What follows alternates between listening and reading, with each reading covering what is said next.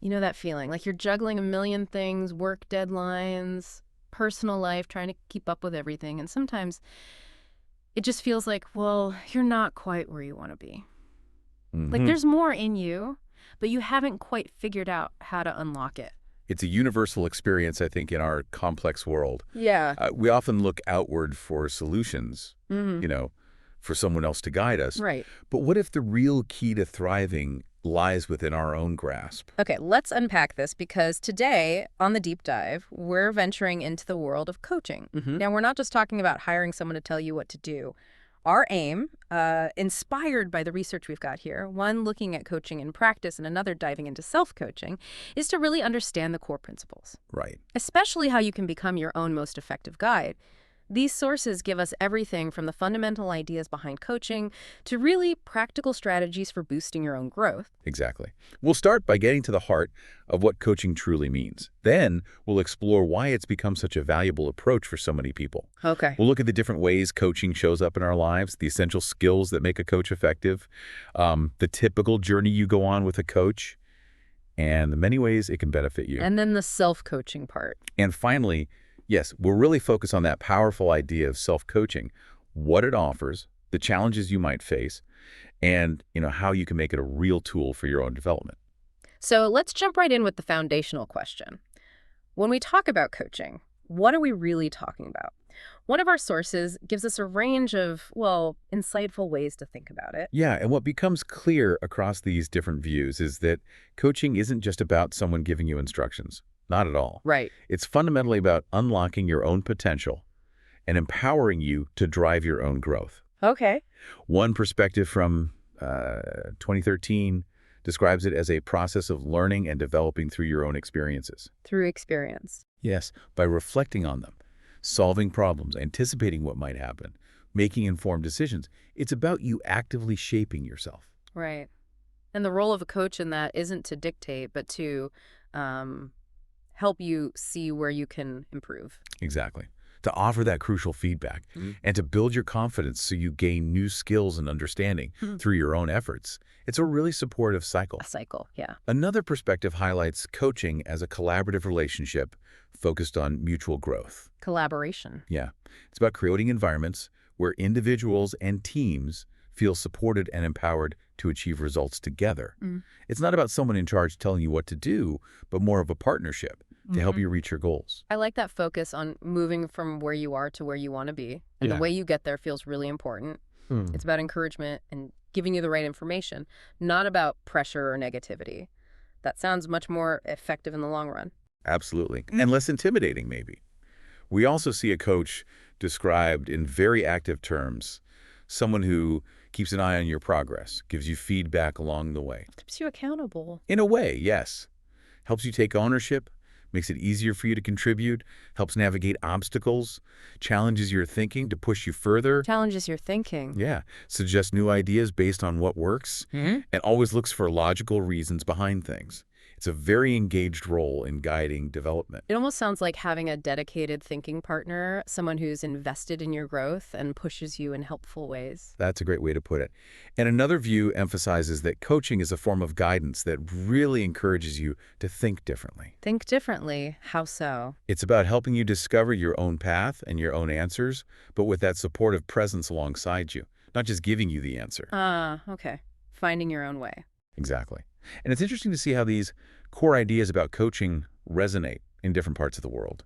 We see it described as an opportunity for people to share their knowledge and experiences with each other. Mutual sharing. It's also seen as a way to equip people with the information, the chances, and the tools they need to perform better. Tools for performance. And a key aspect is this ongoing collaboration, focused step by step on developing your potential. Step by step. So across all these perspectives, the fundamental idea of helping you unlock what's inside you and grow in your own way really stands out. Okay, so we have a good sense of what coaching is, at least in principle. But why is it that so many people and organizations feel this real need for it? What's driving this demand? Well, one of our sources uses a really compelling image for this. It compares each of us to a diamond. A diamond. Yeah, full of potential, but maybe still rough and needing to be discovered and polished. Okay. The important thing to realize is that this potential isn't unlimited. It can actually fade or diminish if it's not brought out and developed. That makes a lot of sense. You can imagine someone having incredible talents or abilities that just lie dormant. Exactly. Maybe because they haven't recognized them, or they lack the motivation to use them, or maybe their environment just isn't one where those talents can flourish. Precisely. And that's where the value of a coach comes in, helping individuals see their own worth and identify the areas in their lives where they need to focus to unlock what's described as their inner miracle. Their inner miracle. Wow. It's about guiding that process of self-discovery and giving them the confidence to take action. It also seems connected to how complicated modern life has become, right? The constant need to adapt, the pressure to succeed from a young age. Absolutely. It creates a lot of stress. Maybe coaching offers a way to navigate those pressures more effectively. Absolutely. Huh. The source points directly to the increasing demands and stresses of modern life as a major reason why coaching is so valuable. People are constantly being asked to change and evolve. Always changing. And there's this relentless drive for achievement that starts very early on.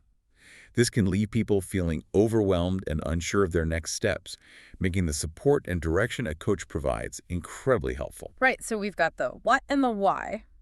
Now, let's look at the different kinds of coaching that one of our sources highlights. It's not just one single approach, is it? No, not at all. We see several specialized areas. First, there's life coaching. Less coaching. Yeah. This really focuses on the individual's whole life, and keeping things confidential is key. Right, confidentiality. It helps people find better balance between their work and personal lives, navigate changes, and discover what truly gives them meaning and purpose. Meaning and purpose. And the focus here is very much on the present and the future, helping you take action rather than dwelling on the past. Action-oriented. Okay, so if you're feeling generally unfulfilled or stuck in your life, that's where a life coach might be a good fit. Potentially, yes. Then we have performance coaching. What's the main goal there? Performance coaching is specifically designed to boost your motivation and satisfaction in your work. Work-focused. Yes. It's seen as something that benefits both you and the organization you work for. It helps individuals understand the skills they need to develop and gives them the confidence to go after their professional goals. Confidence for goals. It's very focused on achieving specific results in a work context. Makes sense. If you're looking to improve your skills or advance your career, that would be the area to explore. What about when the focus isn't just on one person, but on an entire team? Ah, that's where team coaching comes in.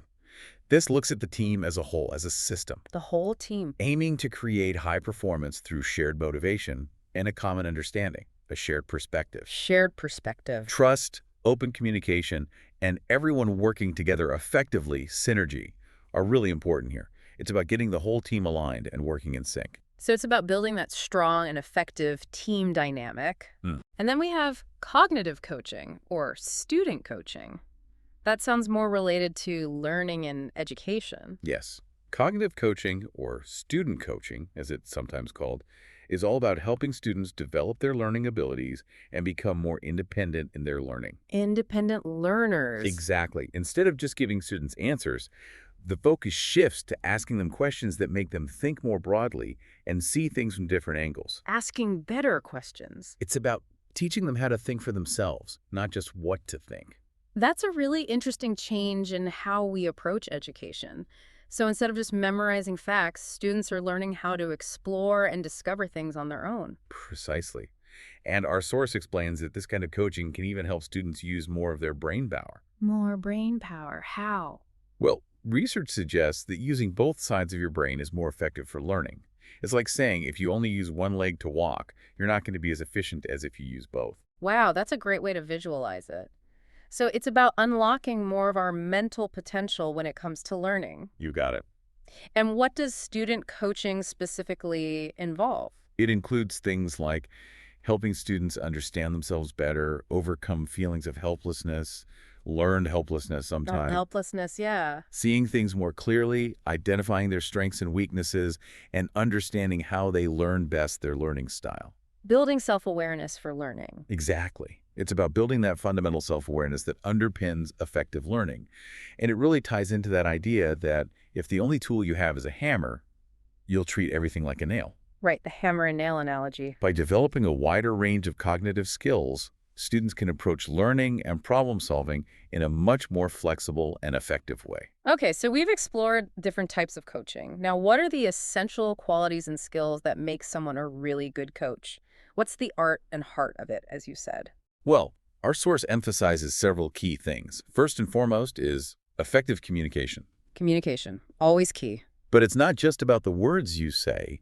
It's making sure your words, your tone of voice, and your body language all line up. The whole package. In fact, it's suggested that how you say something can be even more important than what you say. That definitely rings true. You can say the right things, but if your delivery feels off, the message just won't connect. Exactly. And a crucial part of good communication is active listening. Right. Absolutely.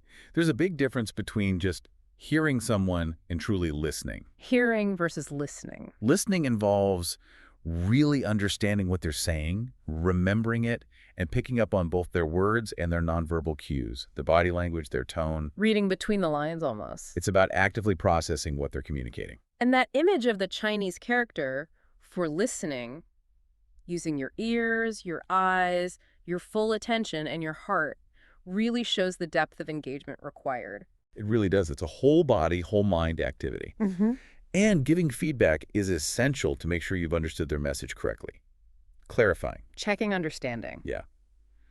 It's also pointed out that our brains can process words much faster than we can speak them, which is why active listening requires real focus. You have spare mental capacity. It sounds like it can be pretty intense. Our source even shares an old story about psychiatrists to highlight how much energy it takes to truly listen deeply. It can be exhausting if done right. But beyond communication, the source also talks about the importance of spiritual intelligence. Spiritual intelligence. Okay, what does that mean in a coaching context? Spiritual intelligence in coaching is about a coach's ability to connect with a client on a deeper level, understanding their values, their emotions, their broader aspirations. Yeah, on the surface issues. Exactly. It goes beyond just logic and problem solving. It involves empathy and a genuine human connection that builds trust and allows for more meaningful exploration. It's seen as crucial for navigating challenges and understanding the root causes of issues. So it's not just about practical advice, but also about understanding the emotional and values-based aspects of what the client is going through. Precisely. It enables coaches to have a strong sense of their own values and align with the bigger picture of what the client or organization is trying to achieve. It allows them to think creatively and embrace different perspectives. And what are some of the qualities you see in a coach with high spiritual intelligence? They tend to be humble, resilient, adaptable, and able to see the bigger picture.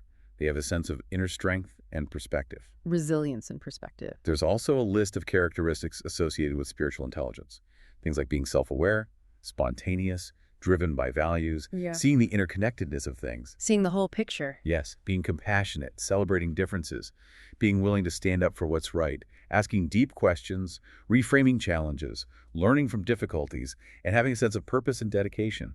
Vocation, almost. That's quite a list. Let's delve a bit more into compassion and flexibility, as our source highlighted some interesting details there. Yes. Compassion, in this context, makes the client more open to what the coach is saying. It's about guiding through understanding and knowledge, not through force or authority. Builds trust. It builds that necessary foundation of trust and care. That makes perfect sense. You're more likely to be receptive to someone you feel truly understands and cares. And what about flexibility and tolerance? Flexibility and tolerance mean having an open mind and a broad understanding of different cultures and perspectives. It's about respecting the client's viewpoint without imposing your own. Respecting their view. While still guiding them toward their desired outcomes. But our source makes an important distinction here. Oh. True tolerance is about accepting others without causing harm, but it shouldn't be confused with passively accepting harmful behavior or a lack of boundaries. So tolerance doesn't mean being a doormat. Precisely. It's a good way to put it. By setting healthy boundaries and addressing things that are genuinely not okay, what the source calls tolerations in your own life, we can actually increase our capacity for genuine tolerance towards others. Interesting. Deal with your own stuff first. Exactly. It's about acting from a place of real acceptance rather than just putting up with things you shouldn't. That's a really valuable insight. Okay, so we have these skilled and understanding coaches. What does the actual coaching process typically look like? What's the journey they guide you through? Well, our source details that coaching is a structured method for development that needs careful planning. It's not something that's approached casually. Structure seems important to stay on track and reach your goals, but you also need to tailor it to the individual, right? It needs that personal touch. Exactly. It's about finding that balance between a structured framework and a personalized approach. Mhm. The process is also defined by having clear ways to measure progress Measuring progress. and a focus on improving performance rather than just solving immediate problems, though that can be part of it. Performance focused. Okay, and what are the typical steps in this structured process? There's a common five-step model mentioned. First is contracting. Contracting. Sounds formal. It is, but it's absolutely crucial for a successful coaching engagement. It's about clearly defining the goals, the methods you'll use, and what you hope to achieve right from the start. Setting expectations. Precisely. This helps prevent misunderstandings and ensures everyone is on the same page. So setting clear expectations and creating a shared understanding of the journey ahead, what comes next? Next is data gathering. This involves understanding the client's current situation through observation, conversations, maybe 360, feedback. Getting the full picture. Exactly. Building a comprehensive picture of where they are now. Then, once you have that understanding, you move into goal setting, right? Yes. This is a collaborative effort where the coach and client work together to define goals that are specific, measurable, achievable, relevant, and time-bound, what we often call SMART goals. Goals, classic. Having a clear target is essential. And then the real work happens with intervention. What does that involve? Intervention is where the coach uses different strategies and techniques to help the client move towards their goals. This might involve asking powerful questions, providing constructive feedback, Powerful question. offering encouragement, and helping the client develop their own solutions. Guiding, not telling. And finally, you need to assess if it's actually working with evaluation. Exactly. Evaluation is about looking at the progress made, measuring the results against the initial goals, and making any necessary adjustments along the way. It's an ongoing process of checking in and adapting. Course correction. Makes sense. Our source also highlights specific behaviors that are helpful and harmful in coaching, based on research. Yes, very important. Supportive behaviors include showing genuine interest, acceptance, encouraging the client to contribute, offering help when needed, Being genuinely supportive. showing empathy, valuing the individual, and sharing responsibility for the process. These behaviors build a strong foundation of trust and open communication. And what kind of behaviors empower the client to grow? Empowering behaviors involve encouraging the client to make their own decisions and take initiative, Letting them lead. providing timely and honest feedback, making expectations clear, and allowing the client to come up with their own solutions and assess the results. It's all about fostering their independence and sense of ownership. And what are the behaviors that coaches should really steer clear of? The big no-nos. Ah, yes, the list of behaviors to avoid is really important.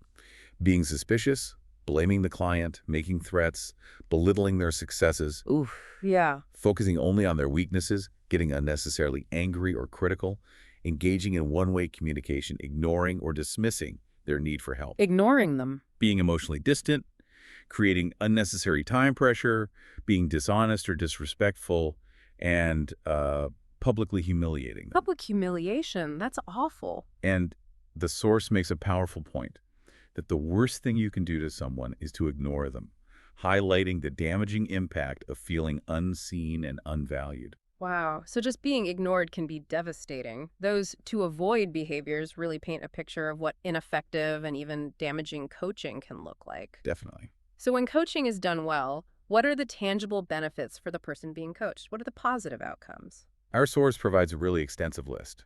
At its core, coaching leads to greater self-awareness and a stronger sense of personal responsibility. Self-awareness and responsibility. Foundational. It helps individuals tap into their full potential, become more self-directed, and gain much clearer goals and direction. Those sound like really fundamental improvements that would impact many areas of life. Absolutely. It also significantly improves how people communicate and their ability to adapt to change. Better communication, more adaptable. They often become more independent in their thinking and better at generating creative solutions. They develop a clearer understanding of their strengths, weaknesses, opportunities, and threats, like a personal SWOT analysis. So it's a real boost to strategic thinking and self-management. Exactly. Coaching enhances problem-solving and negotiation skills, and it teaches more effective ways to manage time and energy. Better skills, better management. This can often lead to quicker progress in their career and a better balance between their work and personal lives. Work-life balance, always a goal. Importantly, it helps people reframe mistakes as opportunities for learning and growth. That mindset shift from mistakes being bad to mistakes being learning, that can be incredibly powerful. Huge. What other advantages does the source point out? It mentions being able to fulfill your professional and social roles more effectively, developing better ways to handle stress, and significantly boosting your self-confidence. Less stress, more confidence. Sounds good. Coaching also helps people become more comfortable with uncertainty, achieve the changes they desire, and develop their leadership abilities. Leadership development, too. Ultimately, it leads to better performance at work and a greater sense of alignment between your personal and professional life, along with a greater willingness to take ownership and become better at giving feedback to others. So it helps you coach others, in a way. It really has a positive ripple effect that extends beyond the individual. So from improved self-awareness to better leadership skills, the benefits of effective coaching seem really significant. Now, let's shift our focus to that inner journey, the idea of self-coaching. This is where our second source really comes into play. Yes, self-coaching, as one author describes it, is essentially becoming your own coach in this digital age where we have so much information at our fingertips. Information overload age. Exactly. But they immediately raise an interesting point.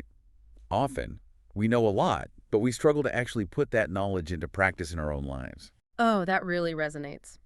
We're constantly bombarded with advice and information, but actually translating that into meaningful action for ourselves can be a real hurdle.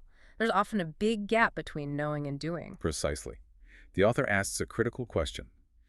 Do your skills in applying knowledge match how much you know? Ooh, good question. They suggest that not all the information we take in actually becomes useful knowledge. This leads to the idea of an information diet. An information diet, like cutting out the junk info. Kind of. Consciously choosing to focus on what's truly valuable and relevant to our own growth, filtering the noise. Like decluttering your mind and focusing on what really matters. Exactly. The author encourages us to develop our self-coaching abilities by becoming more solution-oriented and recognizing the many different roles and responsibilities we have in our lives.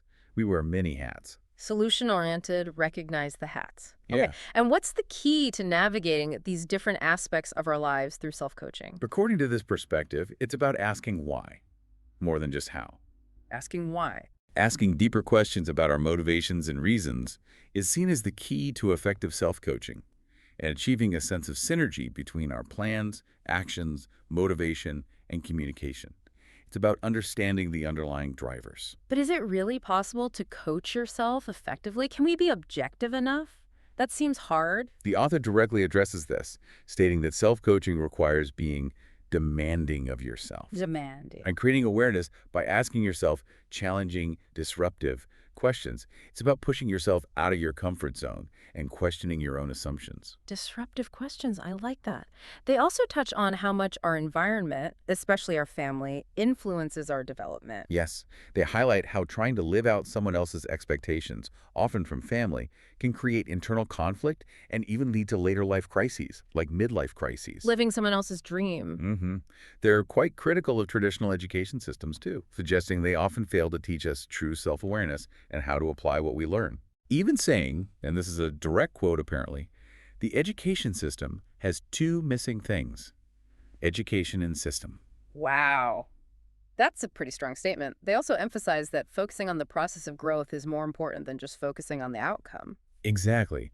In a world that often fixates on results, they argue that valuing the journey of development, being process preferred, is key to creating lasting change and maintaining hope.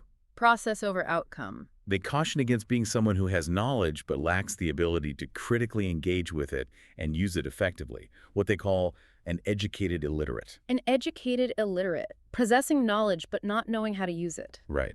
Awareness management is key. They use this really powerful idea of pretending in different parts of our lives. Yes, they contrast superficial engagement, just going through the motions like pretending to read or pretending to listen, with genuine intention and action. For pretending. They urge us to stop just living pretend-like and to be fully present and focused in what we do. Bring your energy to the now. Be present. The story of the person looking for themselves but really just wanting to be like their boss perfectly illustrates the importance of genuine self-reflection versus just imitation. That's a great story.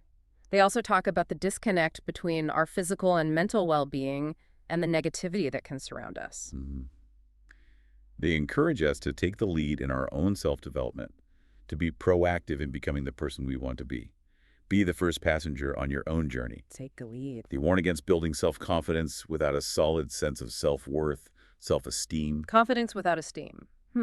and stress the importance of questioning rote learning, the system that just asks you to repeat things. And this idea of breaking out of our routines to avoid getting stuck really resonates. Absolutely. The repetition of same things all the time, same things all the time in the text emphasizes the lack of growth and the feeling of boredom that can come from staying in our comfort zones. Avoid stagnation. They revisit the idea of wearing a coaching hat Hmm. and caution against internal conflict, role conflict when trying to coach yourself. Coaching yourself can be tricky. It can. They emphasize taking personal responsibility for planning and action, stating, the important thing is what I understand, not what you told me. That's a powerful reminder of personal accountability, taking ownership of your understanding. They also warn against letting ego get in the way. Yes, they stress the importance of seeing yourself as inherently valuable, not just as a resource or a tool to achieve things. Value, not just resource. They critique outdated approaches in education and advocate for a system that nurtures valuable human qualities, qualified human values. Nurturing values. They also touch on why some people who do well in school might struggle later in life, emphasizing the need for early self-reflection on your choices and motivations, asking yourself, why did I come to this department? Why am I really here? Asking why again. Yeah. And this reflection on your purpose leads to a really fundamental question they pose. They ask us to consider, are things meant to help you live better, or do you exist solely to get things done better? Ooh, that's deep. Things for life, or life for things. Right.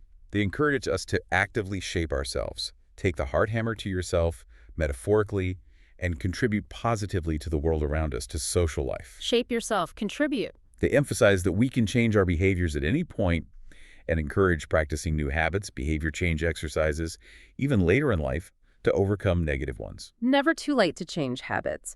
They frame self-coaching as taking the leading role in your own life. Yes, it's about being active and engaged in your own development, rather than just passively aiming for success. Be active, not just successful. Active versus successful. Interesting distinction. They stress that effort and patience are crucial, and that the focus should be on working effectively and being a good self-coach. Effective work. Effort and patience. They introduce the idea of an adaptation parameter, highlighting the importance of aligning yourself with a meaningful purpose, a mission and vision, not just blindly following orders or fitting in. Aligning with purpose, and then the idea of taking action really brings it back to practical application. Exactly. Self-coaching isn't just about thinking. It requires actively engaging with your challenges and turning them into opportunities for growth. The taking action parameter. Turn problems into opportunities. They briefly discuss consciousness management as a process of shedding unproductive aspects of yourself, the useless parts, to reveal your talents. Shedding the useless parts. Contrasting it with superficial learning or education. It's about managing change and being adaptable, flexible. They also stress the importance of thinking ahead, being proactive. To avoid becoming stagnant in your personal growth, what they call rigor mortis in personal development. Rigor mortis. Wow. Talk about automotivation, suggesting we try to embrace our challenges, adopt a philosophy of I love my trouble, and find reasons to stay positive, to smile, Love your trouble. That's a mindset. while also ensuring our motivation is ethical and aligned with our abilities and capacity. And how do they define motivation that lasts? Sustainable motivation. As a cycle, having a desire, making a decision, staying determined, taking action, reviewing your progress, and repeating the process. Desire, decide, determine, act, review, repeat. A loop. Exactly. It's an ongoing loop of self-direction. They also briefly mention signs of burnout, like forgetfulness, and the importance of addressing them. They delve into what drives us from within as well, inner motivation. Yes, highlighting self-awareness, your personal philosophy on life, and your individual mission.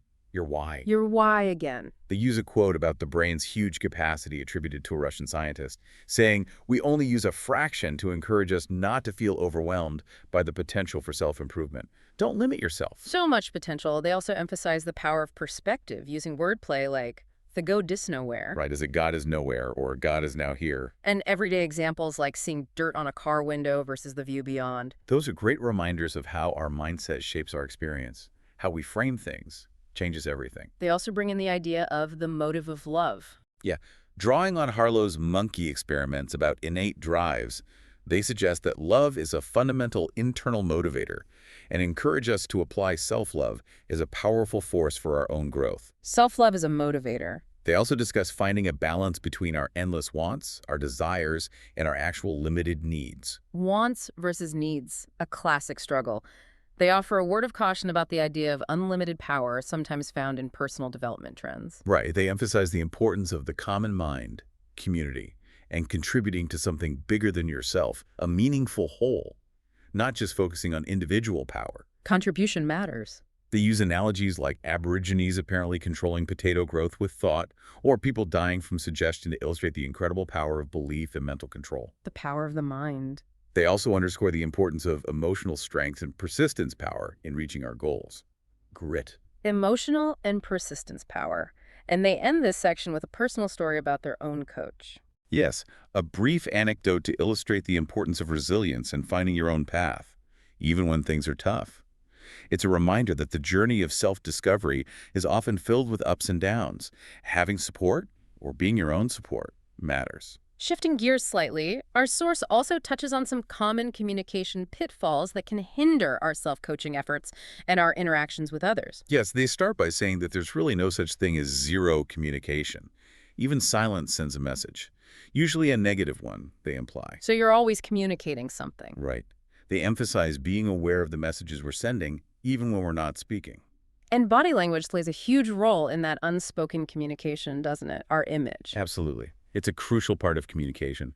They advise being careful about where you get advice on body language, warning against poor resources, and stress the need for a genuine understanding to communicate effectively. Get good advice.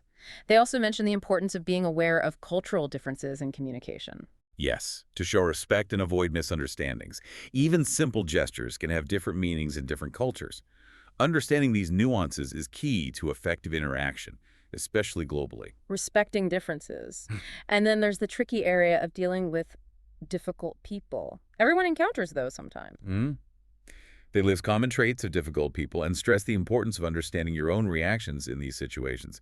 Self-awareness again. Know thyself. They even suggest using personality frameworks, like Hippocrates types, as a way to understand different behaviors, both in others and yourself. Understand personality types. The main point is to reflect on your own behavior, address problems directly, don't avoid them, and try to find ways to turn differences into advantages.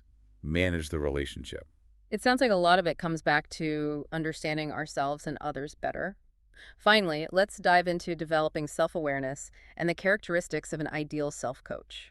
Yes, our source emphasizes that understanding your self-consciousness is the foundation for managing yourself effectively, for consciousness management. Self-awareness is the bedrock. They encourage making self-awareness a regular practice, really tuning into your own thoughts, feelings, and motivations. A continuous practice. And what makes someone an ideal self-coach, according to this source? It's someone who disrupts their own comfort zones, challenges their own thinking, Challenges themselves. and doesn't build high criticism walls around themselves just because their self-confidence might be low. They're willing to embrace discomfort for the sake of growth. Okay, don't let low confidence lead to high self-criticism. They introduce this idea of stupid cougar syndrome. That's a memorable phrase. It is. It refers to stubbornly pursuing goals that no longer serve you or are not worth the effort, chasing something meaningless. Like chasing something you can't catch or shouldn't catch. Exactly. They urge us to regularly reevaluate our goals to avoid this trap. Review your goals. They also make a good point that academic success isn't the only measure of worth. It isn't everything. Yes, they encourage finding your own unique approach, your own style, and constantly striving to improve continuous improvement, regardless of your formal education. Find your style, keep improving. They suggest being a positive and realistic source of support for others, a social therapist, in a way. A social therapist. Interesting term. They also highlight the importance of actively using the virtual world, the online space, in addition to our physical and inner worlds, engaging effectively there. And their final thoughts on what makes an ideal coach or self-coach really bring everything together. They describe someone who isn't always trying to be at the peak, who embraces being a learner, Always learning. wonders about coaching perfections, focuses on communication, knows themselves well, sets goals, uses resources effectively, breaks routines, Race routines again. practices patience, and embodies a win-win philosophy. Win-win. Importantly, an ideal coach serves more than demands, produces happiness, and perseveres despite setbacks. They are process-oriented, remember. Process-oriented, right.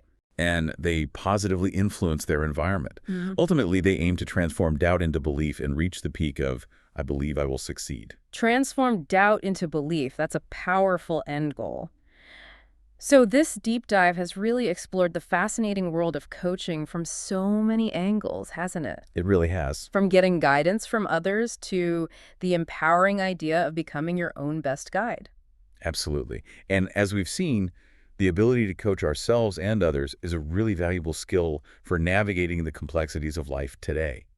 A crucial skill, maybe. Here's where it gets really interesting. Because reflecting on all of this, I'm left wondering, and I hope you are too, what's one small, concrete step you can take today to be a little bit more of a coach to yourself? That's a powerful question to consider. Even a small step. This journey of learning and growth is always ongoing, isn't it? It is. And even the smallest intentional step can lead to significant progress. Thanks for exploring this deep dive with us. Until next time, keep learning, keep questioning, and keep growing.